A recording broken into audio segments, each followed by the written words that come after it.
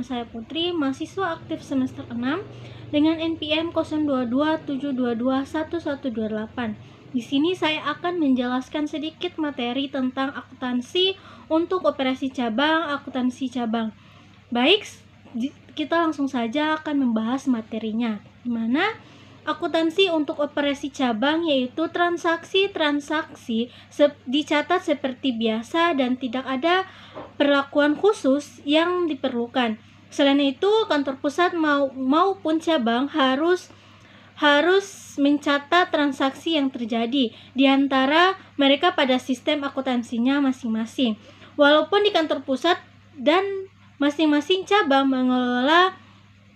mengelola pembukuan sendiri, seluruh akun akan digabungkan untuk pelaporan eksternal sehingga laporan keuangan eksternal menyajikan perusahaan sebagai sistem ekonomi tunggal. Baik, selanjutnya itu akun antar perusahaan, di mana transaksi yang terjadi dengan pihak eksternal dengan cara yang normal seperti biasa.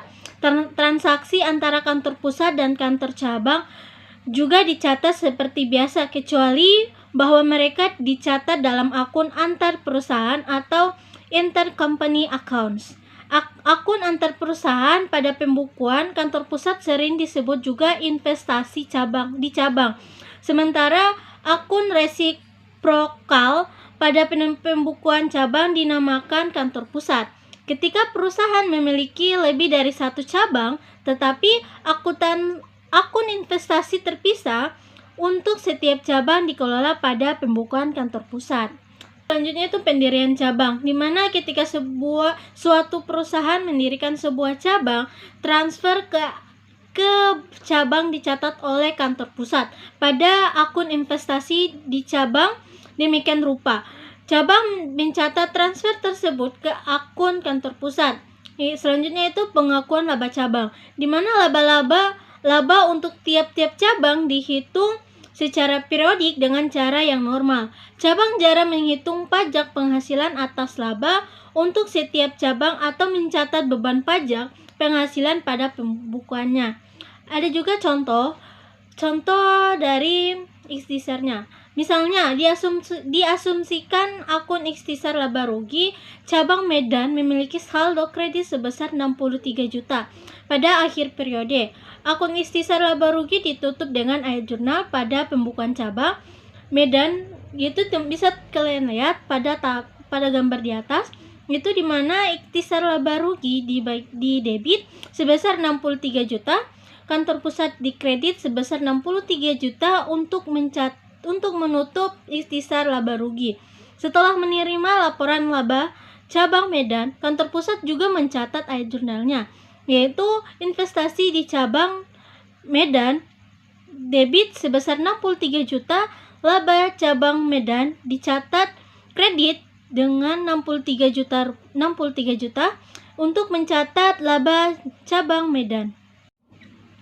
Oke, baik, selanjutnya itu pengiriman barang dagangan ke cabang, di mana suatu cabang yang membeli atau menjual barang dagangan dapat diminta untuk mendapatkan sebuah barang dagangan dari kantor pusat tersebut, atau dapat juga diizinkan untuk mendapatkan sebagian barang dagangan dari pihak eksternal.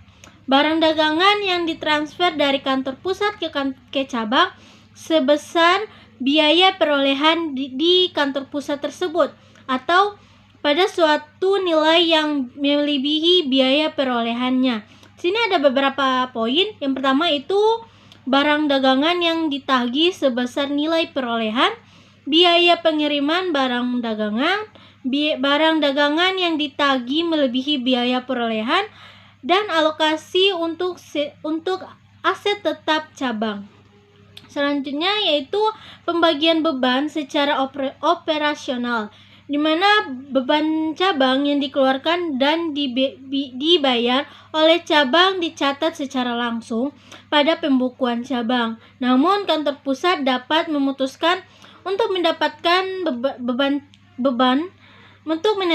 beban ke cabang. Menetapkan beban dapat dibagi ada beberapa jenis, yaitu pertama, beban yang dikeluarkan oleh cabang oleh cabang tetapi dibayar oleh kantor pusat. Misalnya persediaan yang dibeli dari pihak eksternal oleh cabang dan ditagih ke kantor pusat. Yang kedua, beban yang dikeluarkan oleh kantor pusat atas nama cabang, misalnya penyusutan atas peralatan cabang yang dicatat oleh pembukuan kantor pusat, atau biaya kampanye iklan untuk cabang yang diminta oleh kantor pusat.